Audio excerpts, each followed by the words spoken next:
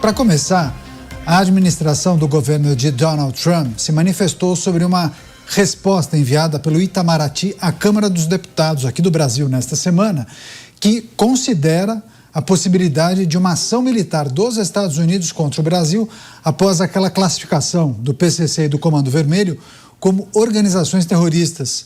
Um porta-voz do Departamento de Estado descreveu como, vou abrir aspas, absurdas essas declarações do Ministério das Relações Exteriores do Brasil, que apontam um risco à soberania brasileira. O representante do governo Trump afirmou, vou abrir aspas, esse comentário é um absurdo. Os Estados Unidos estão adotando medidas decisivas com base em suas próprias prerrogativas soberanas para combater narcoterroristas. Fecho aspas. Vamos chamar os nossos comentaristas. Vamos ao Rio de Janeiro. O Roberto Mota está a postos ao vivo com a gente. Mota, seja bem-vindo. Uma ótima noite a você. Há um problema de comunicação aí, né? Porque o governo dos Estados Unidos se posiciona de uma forma, explica exatamente o que é a classificação, quais são as prerrogativas do governo Donald Trump e figuras que representam o Brasil e que representam também a nossa diplomacia acabam escrevendo uma outra coisa, inclusive em um documento que foi enviado à Câmara dos Deputados. Tem boi na linha, né? Bem-vindo. Tem muito boi nessa linha, Caniato. E é importante dizer, não são figuras que representam o Brasil, são figuras que representam o governo federal do PT. E a gente sabe, o governo do PT entende tanto de soberania quanto entende de segurança pública. Isso não é um elogio. Boa noite, Caniato, boa noite, meus colegas de bancada, boa noite à nossa audiência. Existem milhares de territórios dentro do Brasil que são dominados pelas facções. Só no Rio de Janeiro são mais de 1.400 territórios dominados pelo narcotráfico. Não faz muito tempo, uma ministra do governo do PT foi visitar um desses locais. E ela foi filmada, fez um vídeo andando na garupa de uma moto sem usar capacete. Quando chamaram a atenção dela de que aquilo violava as regras do trânsito, ela disse: essa é a regra do lugar, andar sem capacete. Ela só não disse quem estabeleceu essa regra, mas nós sabemos, e o governo do PT também sabe. Pois é, os nossos comentaristas avaliam o posicionamento do governo Donald Trump após aquela manifestação que foi feita pela diplomacia brasileira em um documento que foi enviado para a Câmara dos Deputados. Deixa eu chamar o Luiz Felipe Dávila. O Dávila também está preparado a postos, vai trazer as suas análises, seus apontamentos. Dávila, seja muito bem-vindo, viu? Ótima noite a você. O mais interessante é que houve cobranças, inclusive, de algumas figuras a esse posicionamento da diplomacia brasileira, o Ministério das Relações Exteriores, né? Que explicasse melhor essa situação. Bom, onde ficou claro que o governo dos Estados Unidos tinha dito que haveria possibilidade de uma operação militar em solo brasileiro, em território nacional. Até agora não teve uma explicação a respeito desse posicionamento. Enfim, vamos esperar para que essa explicação surja em algum momento, né? Bem-vindo.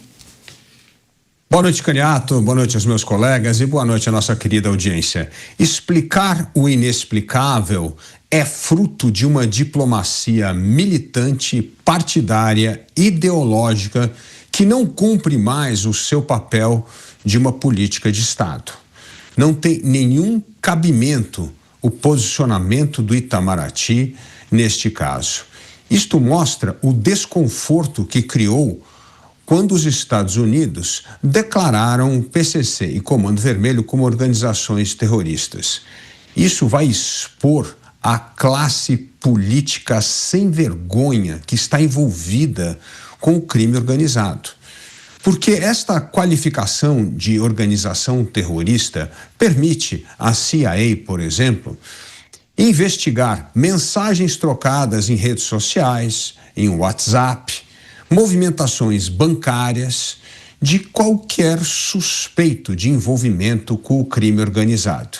E isso vai esbarrar em vários políticos sem vergonhas envolvidos com o crime organizado e que agora estarão expostos à investigação norte-americana, como ocorreu agora, recentemente, com um brasileiro envolvido numa tal de empresa de fachada que trabalhava para esquentar dinheiro para o PCC. Então, Canhato, isto vai sim expor a classe política que se esconde em torno desta bandeira ideológica e militante de tratar criminoso como vítima da sociedade. Pois é, o Ministério das Relações Exteriores, considerando a possibilidade de uma ação militar dos Estados Unidos contra o Brasil, isso está descrito de maneira expressa em um documento que foi enviado à Câmara dos Deputados, aqui do Brasil. E aí, naturalmente, o governo Trump tomou ciência desse posicionamento e repudiou esse comportamento do Itamaraty. Deixa eu chamar o Bruno Musa, porque talvez figuras que representem o atual governo, né, Musa, coloquem em perspectiva aquela ação que foi adotada contra a ditadura da Venezuela. Ali sim, uma operação militar pontual de captura de Nicolás Maduro, foi levado aos Estados Unidos, será julgado por muitos crimes, e aí talvez alguns representantes entendam que o mesmo poderia acontecer no Brasil. São casos muito distintos, né, Musa? Bem-vindo.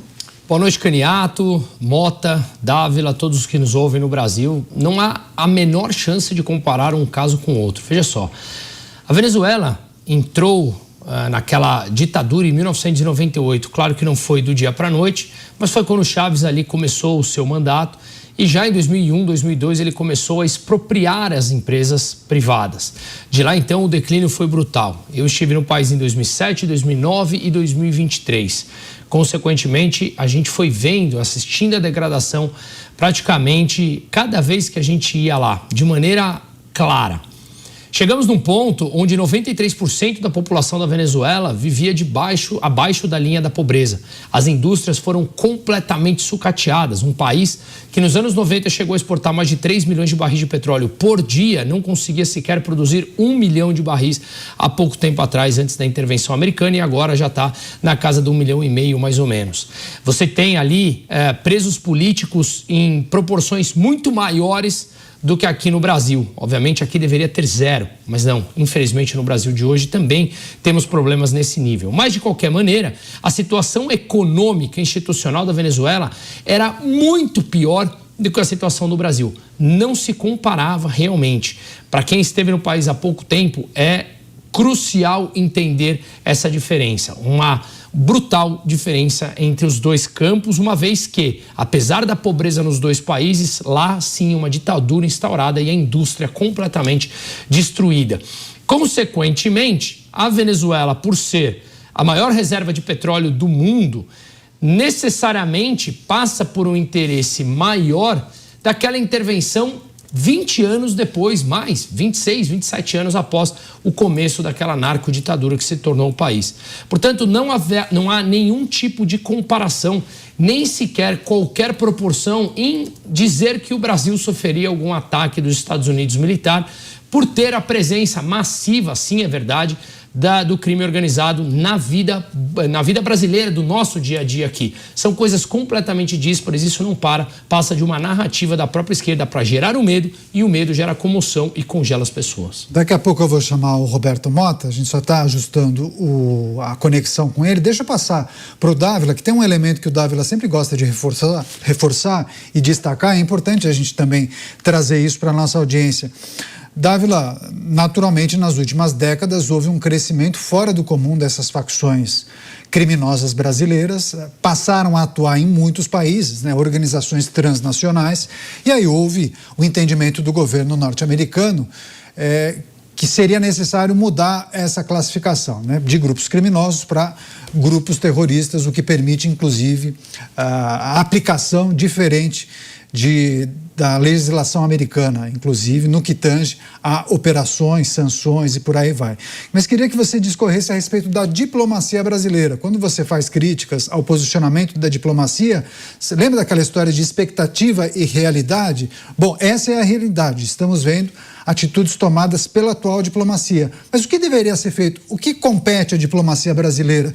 Daria para a diplomacia trabalhar em conjunto com o governo norte-americano, se aproveitar dessa situação para também resolver algumas questões internas no que tange o combate ao crime organizado? Com certeza, Caniato, isso deveria ser visto como uma oportunidade para o governo brasileiro se realmente estivesse empenhado em combater esse narco-estado que está criando no Brasil. Por que isso? Porque uma organização transnacional, como é o caso da atuação do PCC e Comando Vermelho, demanda cooperação com órgãos internacionais. É lavagem de dinheiro internacional, é distribuição de droga internacional, é envolvimentos em negócios lícitos e ilícitos que afetam toda a cadeia econômica. Por isso, isso deveria ser visto como uma oportunidade. Eu vou dar aqui um exemplo de uma oportunidade que vai ocorrer a despeito dessa posição militante ideológica do governo brasileiro. É a questão do aumento do rigor dos bancos brasileiros em verificar com mais propriedade a origem do dinheiro dos seus correntistas. Por quê?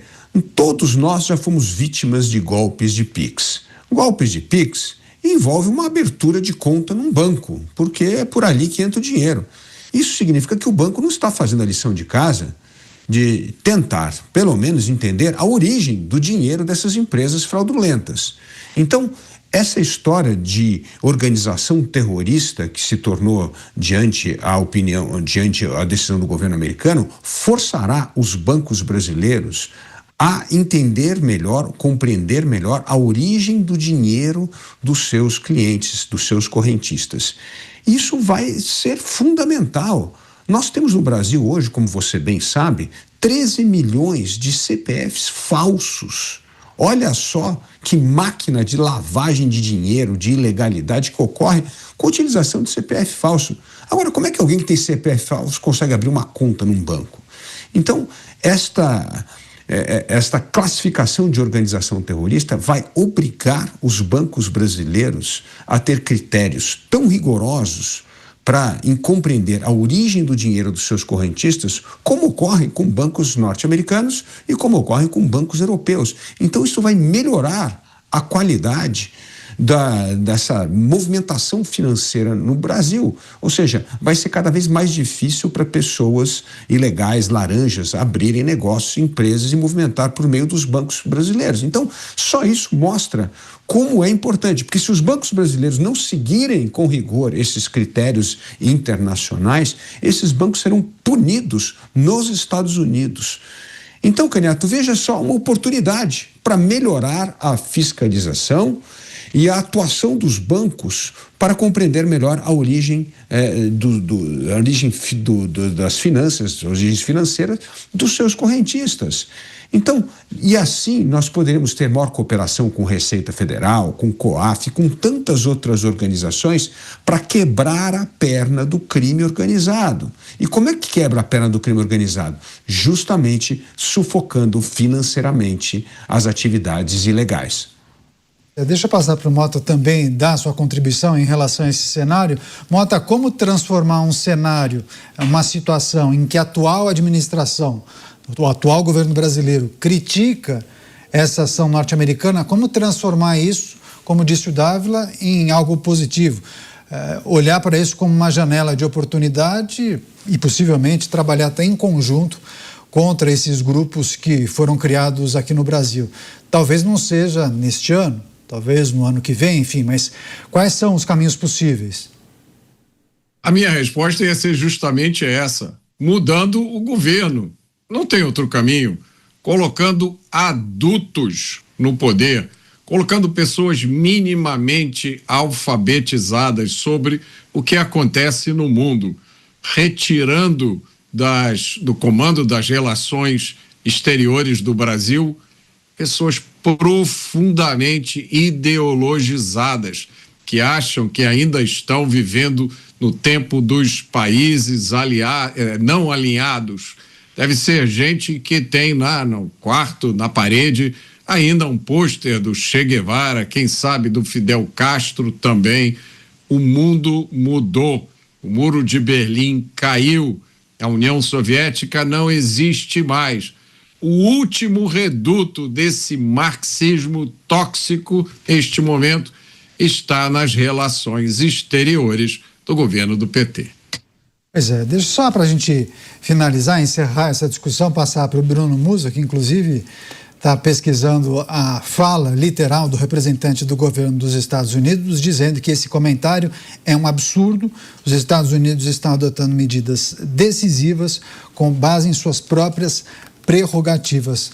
Musa, você, certa vez, quando nós falávamos sobre janela de oportunidade, troca de governo, como mencionou Mota, bom, troca de governo pode ser um caminho, pode ajudar, mas não resolve todos os problemas, é isso? Não resolve, mas quando você tem um alinhamento, ele tende a resolver ao longo do tempo.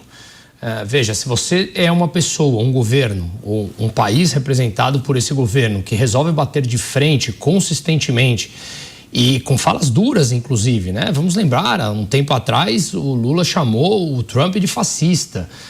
Depois bateu de frente do dólar por várias vezes. A maioria delas sem grandes fundamentos, né? Então, isso gera, obviamente, atritos muitas vezes desnecessários. É uma briga em que você precisa entender que a possibilidade do Brasil ganhar dos Estados Unidos, seja no campo militar, que não tem por que acontecer, no campo econômico, institucional, a chance é zero disso acontecer. Pode doer a muitos de nós quando falamos a respeito disso, mas é uma pura verdade. Então, só um parênteses aí, me perdoe. É que certa vez você fez uma análise muito oportuna a respeito de um governo que queira trabalhar em parceria com os Estados Unidos. Mas na hipótese desse governo tomar decisões e essas decisões serem inviabilizadas pela caneta de alguns representantes de instituições do Brasil. Foi nessa linha que você trouxe certa vez. Aí sim, e aí a gente pode ter um governo que passa a ser mais alinhado aos Estados Unidos e isso possa ser positivo. Por outro lado, instituições aqui com caneta pesada acabam jogando contra. E aí, mais uma vez, a gente passa naquela linha extremamente tênue. O que vale e o que não vale. Qual é o nosso caminho? Temos um governo que passa a ficar mais alinhado aos Estados Unidos, isso favorece indústria, comércio, relação bilateral e etc. E uma caneta pesada anula aquilo tudo. Então, de novo, no Brasil, onde tudo é incerto, inclusive o passado, imagine o futuro, como eu sempre falo aqui. Mas me parece que se houver uma mudança de governo e esse alinhamento de fato acontecer, e convenhamos, qualquer um aqui que está hoje como pré-candidato, que venha ganhar as eleições, à exceção do Lula, qualquer um passa a ter um alinhamento muito mais próximo aos Estados Unidos. E aí eu acredito que a possibilidade dessa caneta pesada, ela fica muito mais limitada no seu campo de ação. Então eu acho que não resolve todos os problemas, mas facilita bastante. Pois é, Dávila, você uma vez discorreu a respeito de apoio popular, né? Se o próximo presidente da República tiver um amplo apoio popular, ele conseguiria promover mudanças e pressionaria outras instituições da República a respeitarem a decisão da presidência da República. Você acha que é por aí essa pressão e esse apoio popular, ele acaba ratificando decisões do presidente da República? Veríamos um cenário de diminuição das judicializações? Com certeza. Hoje, um governo legitimado pelas urnas, com grande apoio popular e votando a favor da mudança que o brasileiro quer, entra com enorme credibilidade para fazer as mudanças necessárias que nós precisamos para reduzir a judicialização. E uma das coisas que nós vamos ter de fazer na política externa é mudar radicalmente a relação do Brasil com os Estados Unidos. A relação do Brasil com os Estados Unidos é uma relação muito boa nos últimos anos. Desde a independência americana nós temos ótimas relações. Aliás, tinha relação boa diplomática, inclusive na época do Império com os Estados Unidos. E depois teve uma excelente relação com o início da República. A primeira embaixada brasileira oficialmente foi a embaixada em Washington, né? E nós tivemos lá grandes embaixadores, como foi o caso, por exemplo, do Joaquim Nabuco, né?